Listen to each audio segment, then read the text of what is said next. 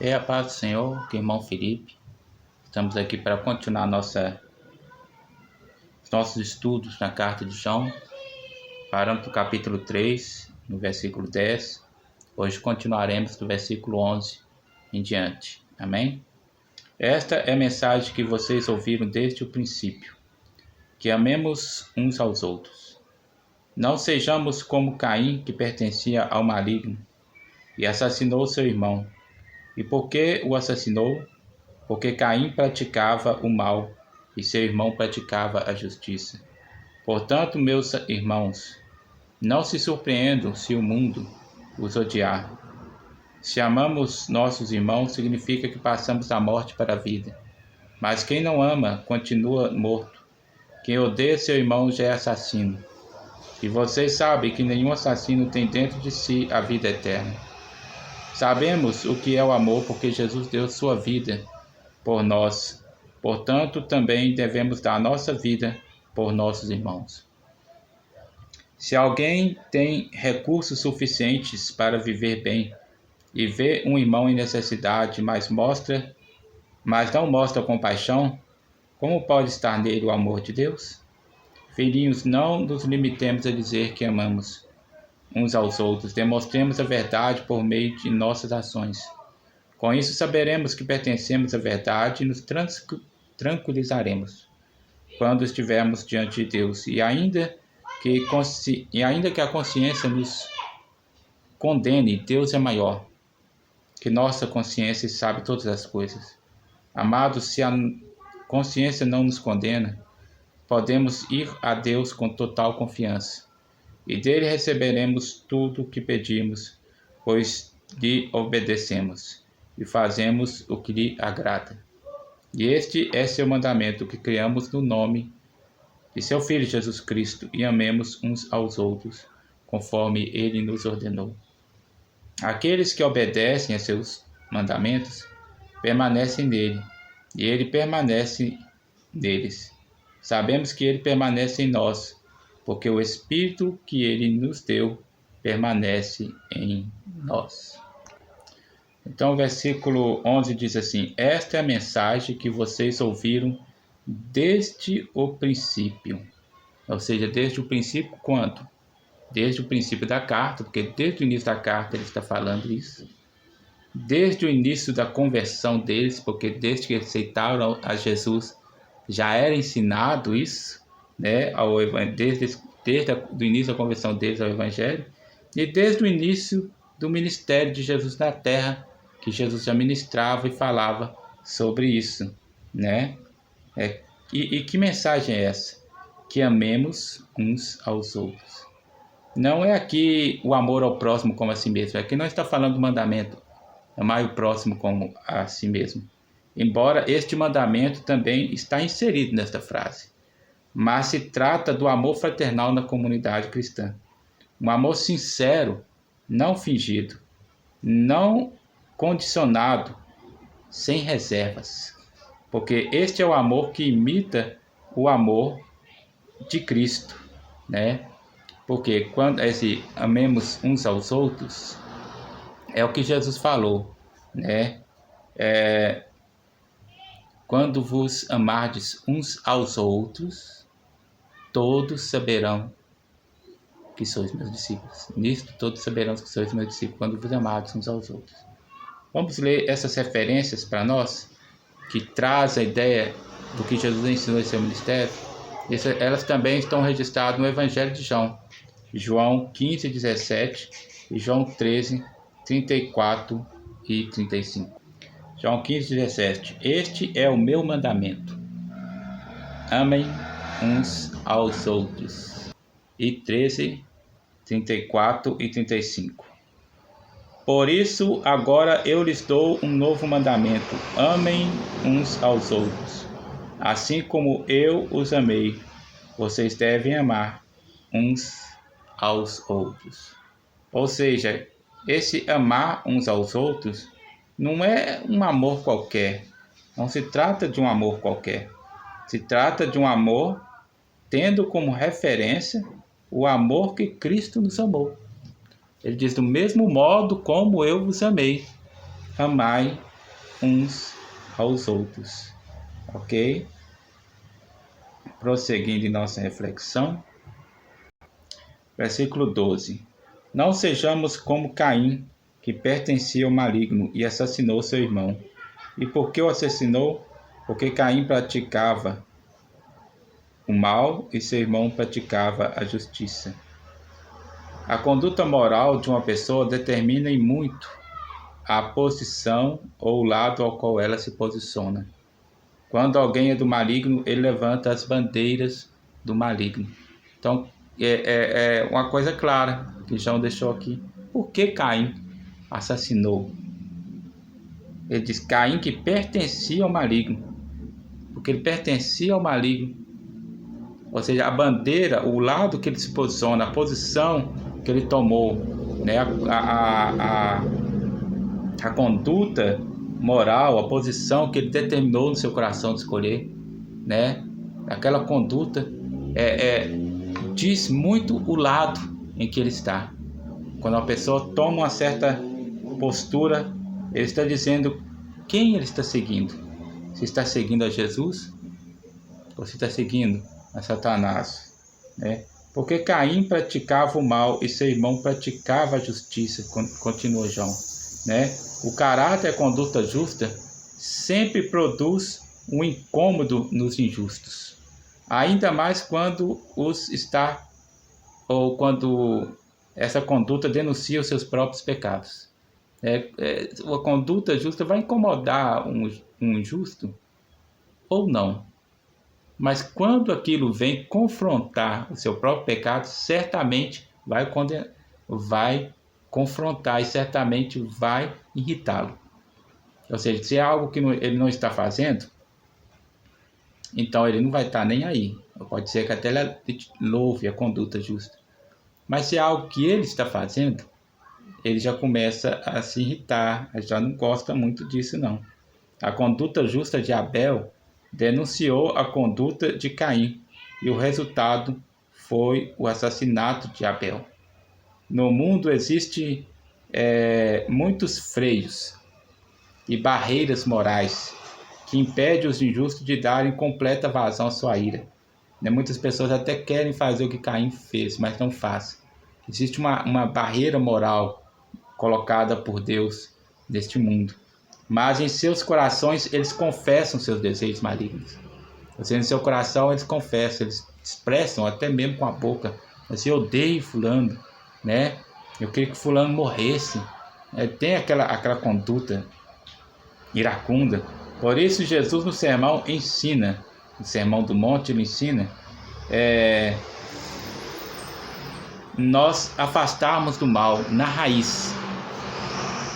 Você quer cortar o ódio, a ira na raiz, antes que ele vire um assassinato, antes que ele vire uma briga, antes que ele vire uma conduta que leve alguém para a cadeia. É um problema que precisa ser resolvido já no seu nascedouro. Vamos ler isso, Mateus 5, 21 a 26. Vocês ouviram o que foi dito a seus antepassados. Não mate, se cometer homicídio, estará sujeito a julgamento.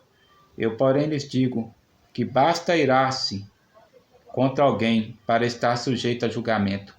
Quem xingar alguém de estúpido, corre o risco de ser levado ao tribunal. Quem chamar alguém de louco, corre o risco de ir para o inferno de fogo. Portanto, se você estiver apresentando uma oferta no altar do templo, e se lembrar de que alguém tem algo contra você, deixe sua oferta ali no altar, vá reconcilie-se com a pessoa, então volte a apresente sua oferta.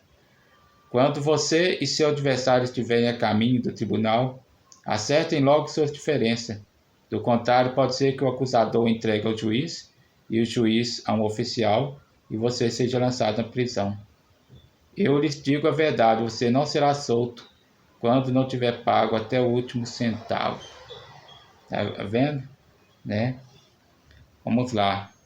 Portanto, meus irmãos, não se surpreenda se o mundo vos odeia. Não fique admirado. Não ache isso uma coisa de outro mundo. Jesus falou, Eles a mim perseguiram, vão perseguir vocês também. Então você não precisa de esperar que aconteça uma coisa diferente, né? O mundo está morto em pecados e ofensas. Eles não amaram Jesus até que o mataram. O discípulo segue todos os passos do Mestre, logo também somos alvos do ódio do mundo. E nossas obras também os aborrecem. Jesus disse assim: se fosseis do mundo, ele amaria o que era seu, né? A pessoa do mundo, ele é amada pelo mundo. Mas nós somos de Deus, nós somos de Jesus. E eles não amaram a Jesus. Pelo contrário, João disse, lá no capítulo 1, que ele veio ao mundo, mas o mundo que foi feito por ele não o conheceu, né? Então não se admire, não fique admirado, né? Não ache estranho, né? Mas quem não ama continua morto. Versículo 14, corrigindo. Se amamos nossos irmãos, significa que passamos da morte para a vida. Se uma pessoa que está em pecado está morta espiritualmente, aquele que anda em santidade, ele está vivo. Mas isto se mostra como sintoma, isso é um sintoma, né? E João assinala que o amor real entre os irmãos e do crente para com o próximo é um sintoma dessa vida espiritual, né? É um sintoma dessa vida espiritual. Ou seja, se amamos os nossos irmãos, significa que passamos da morte para a vida. Ou seja, você está vivo. E qual é o sintoma? O que é que mostra que você está vivo? É que você ama o seu próximo, né? E voltando um pouco aqui, fala que nós vamos admirar quando o mundo nos odeia, ou se o mundo nos odeia, não é motivo de a gente ficar surpreso, né? O foco desse versículo aqui é que o mundo odeia, mas o crente ama. Esse é o foco, esse é o destaque desse versículo, né? Porque o mundo é de quem? O que o versículo anterior que nós estávamos lendo, esse é o versículo 13. O que o versículo 14 está dizendo? O versículo 14 está dizendo assim, que Caim odiava porque ele era do maligno. O que mostrava que ele era do maligno, a bandeira de Satanás, ele levantava. Jesus disse que Satanás foi homicida desde o princípio. Então as bandeiras que Satanás levantava era o ódio. E a bandeira que Caim levantou também era o ódio. Ok? Vamos continuar. De igual modo, essa é a bandeira que o mundo levanta. O mundo não ama a luz. Ele ama as trevas. E quando a luz vem, a reação dele é tentar proteger as trevas. Ele vai odiar a quem caminha na luz e a quem vive na luz. Mas quem não ama, versículo 14, final dele. Mas quem não ama continua morto, versículo 15. Quem odeia seu irmão já é assassino, só por odiar. É aquilo que Jesus falou. Se um homem atenta numa mulher com desejo no seu coração de cobiçá-la, ele já cometeu adultério com ela, mesmo que não tenha cometido adultério pessoalmente. Entendeu? Da mesma forma, se a pessoa odeia o seu irmão, mesmo que não tenha assassinado ele já é um assassino. Seguindo o ensinamento do Sermão do Monte, tendo o exemplo de Caim em vista, sabemos que o ódio é a porta para o homicídio físico. A indiferença também pode levar a um homicídio espiritual. A indiferença para com as pessoas pode matá-las espiritualmente. E o ódio mata elas fisicamente. Porque o versículo aqui não fala sobre algo espiritual, está falando sobre o assassinato literal, né? Eu estou acrescentando aqui que a indiferença também para com o próximo, quando você não demonstra amor para com o próximo, isso também mata a pessoa espiritualmente, né? E vocês sabem que nenhum assassino tem dentro de si a vida eterna. Então não pense que se você odeia, se você está seguindo o caminho de Caim, que você tem em si a vida eterna. Você diz que é crente, mas está seguindo o caminho de Caim, seguindo o caminho do ódio. E está nutrindo ódio no seu coração. Corte esse mal, como disse Jesus lá em Mateus. Corte o mal já na raiz. Não deixe, não alimente ódio, não sustente isso não. Sabemos, versículo 16, que o amor, sabemos o que é o amor, porque Jesus deu sua vida por nós. Portanto, também devemos dar nossa vida por nossos irmãos. Jesus é o exemplo nosso de amor, o modelo, né? Como expressar este amor, da mesma forma como Jesus expressou para conosco, né? Ele diz, da mesma forma como eu amei, vocês amem uns aos outros. O amor exemplificado por Jesus é o nosso referencial quando somos chamados à prática do amor. É claro, talvez você não chegue a este ponto, ao mesmo ponto de Jesus, de um amor sacrificial. Mas o versículo 17 vai dar um exemplo de algo prático que não chega a ser um amor sacrificial, mas que também é amor, mas que também é a prática do amor.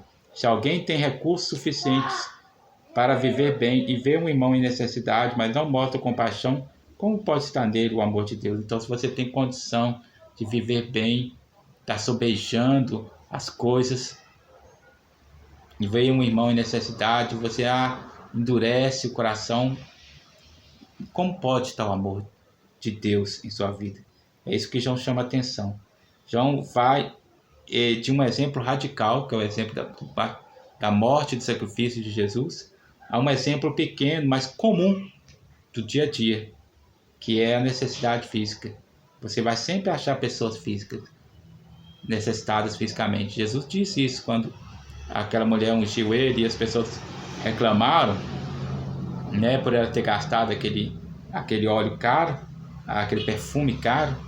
Aí Jesus falou, olha, os pobres vocês vão sempre ter convosco, mas por pouco tempo vós tereis a mim. Ou seja, há sempre a necessidade, está sempre ali, batendo a porta, ok? Filhinhos, não nos limitemos a dizer que amamos uns aos outros. Demonstremos a verdade por meio de nossas ações. Versículo 18, né? Todos falam sobre o amor. Todo mundo fala sobre amor. Todo mundo. E se criticam uns aos outros. Amar, perdoar, ajudar, orientar, fortalecer, livrar, batalhar por causas justas, ser justo, mas ser misericordioso, entre outras, são expressões de um mesmo amor real e santo, que se evidencia nos santos, ok? Muitos falam sobre o amor, mas eles não demonstram amor, apenas criticam uns aos outros, né? Fala que o outro não ama, mas ele também não ama, né?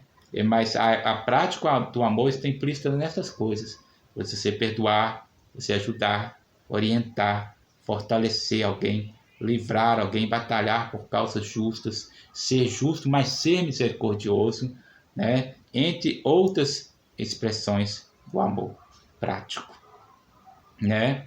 Com isso, versículo 19, saberemos que pertencemos. Novamente a palavra pertencer, né? Agora, aqueles que estão do lado da verdade. Como eu dizia lá no versículo, Caim pertencia ao maligno. Não é isso que eu dizia? Que eu lia com os irmãos? Caim pertencia ao maligno. E como ele pertencia ao maligno, ele demonstrou isso através da sua prática, né? Vamos lá. A conduta moral de uma pessoa determina em muita oposição ao lado ao que ela se posiciona, né? A conduta moral dela, o que ela faz, o que ela pratica, o que ela pensa, o que ela demonstra, isso diz muito sobre esta pessoa, né? Filhinhos, não nos limitemos a dizer que amamos, né? O versículo que eu estou lendo, 19. Com isso saberemos que pertencemos. Então, outra vez a palavra pertence. Então, nós pertencemos. Quando nós demonstramos o amor de verdade, nós estamos nos posicionando ao lado de Cristo, porque amamos assim como Ele amou, né? Com isso, saberemos que pertencemos à verdade, né? E nos tranquilizaremos quando estivermos diante de Deus. Uma boa consciência, aquele saber na alma de que estamos bem com o nosso mestre, né? Nos tranquilizaremos, estaremos com a consciência tranquila quando estivermos diante de Deus. E ainda que a consciência nos condene, Porque por mais que a gente esteja tranquilo diante do Senhor, né? A mente sempre busca alguma coisinha para lembrar a gente, né? A mente sempre resgata os nossos erros, ou o inimigo, né? Tentando nos pôr para baixo, ainda que eles já foram lavados pelo sangue de Jesus. Quando o coração é sincero para com Deus, ele está sempre ponderando e pensando e pesando, né? Os seus caminhos de forma a não se chegar altivo diante de Deus.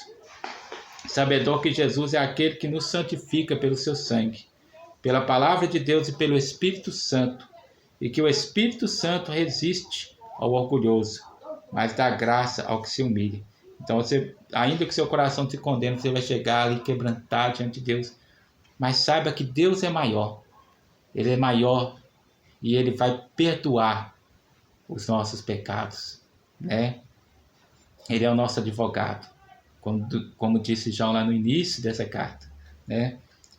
Amados, se a consciência não nos condena, podemos ir a Deus com total confiança, né?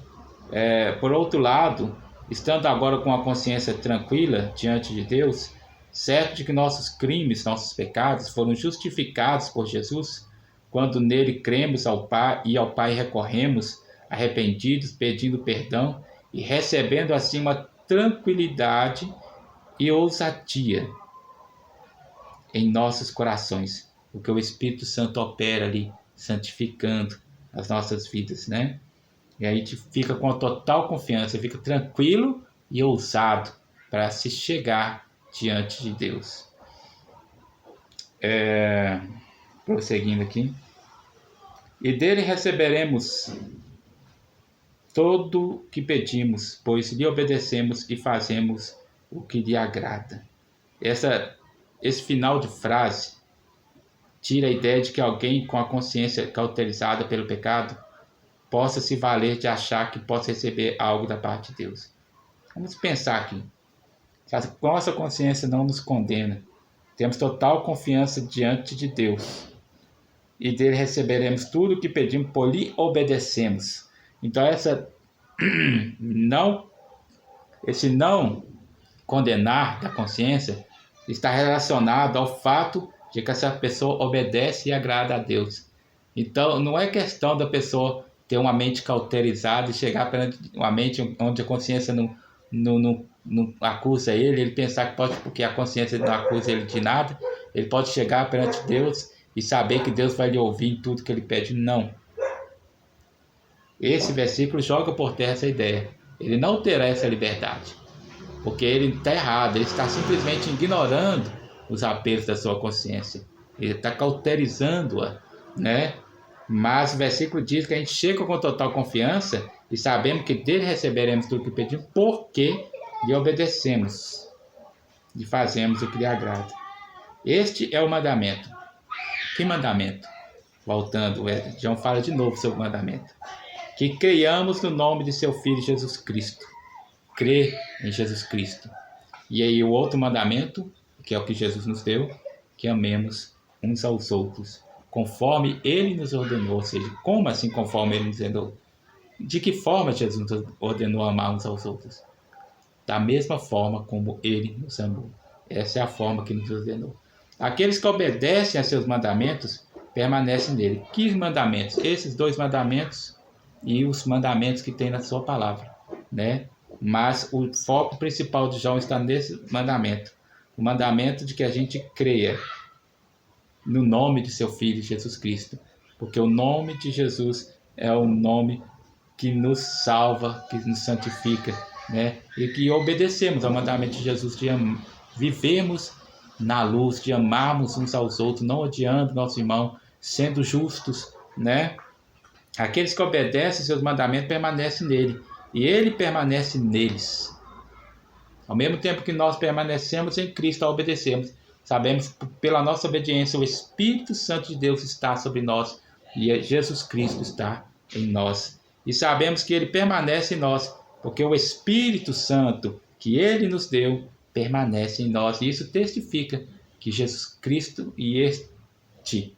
o Espírito Santo testifica que Jesus Cristo está em nós, ok? Vamos parar por aqui, depois nós continuamos no capítulo 4. Fique com Deus e a paz do Senhor.